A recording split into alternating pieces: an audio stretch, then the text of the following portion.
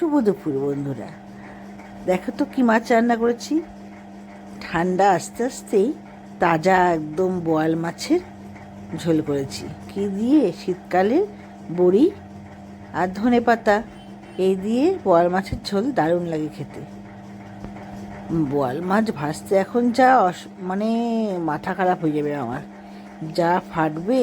তবুও কষ্টে মষ্টে ভেজে তুললাম। বড়িগুলো ভেজে নেব, কারণ বড়ি মাছের ঝোলে, বোয়াল মাছের ঝোলে দারুণ হয়। বড়িগুলো ভাজা হয়ে গেলে কড়াইতে তেল দিয়ে দিলাম। তারপর জিরে আর তেজপাতা ফোড়ন দিয়ে আলুগুলোকে ভালো করে ভেজে নেব।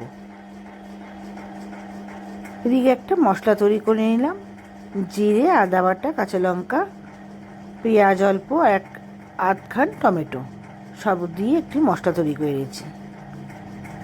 কাঁচা লঙ্কার বদলে আমি শুকনো লঙ্কাটা দিয়েছি এখানে, কারণ কাঁচা লঙ্কাগুলো না বাজার থেকে এনেছে বাবা, একটু ঝাল নেই, আর আমি একটু ঝাল খেতে ভালোবাসি। এই মশলাগুলো দিয়ে আলুগুলোকে এবার ভালোভাবে কষিয়ে নেব।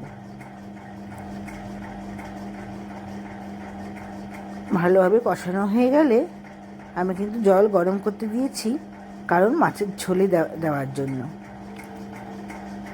মশলাগুলো ভালোভাবে কষে এলে সেই জলটা দিয়ে দেব। যতটুকু যেরকম ঝোল প্রয়োজন সেরকমই দিতে হবে। কেউ ঝোল পছন্দ করে, না হয় কেউ আবার মাখা মাখা পছন্দ করে। বোয়াল মাছ অনেক টাইপেরই করা যায়, সব রকম অবস্থায় বোয়াল মাছ ভালো লাগে। এখন ঝোলে ফুটে উঠেছে, যেহেতু গরম জল ছিল, মাছগুলোকে সব দিয়ে দেব। দিয়ে মিডিয়াম ফ্লেমে এখন মাছগুলো ফুটবে, ঢাকা দিয়ে দেব। বড়িও দিয়ে দিলাম সাথে। ঢাকা দিয়ে মাছগুলোকে এখন মিডিয়াম ফ্লেমে ফুটতে দেব। বাস এই করে 5 মিনিট থেকে 7 মিনিটের মতন রেখে দেব।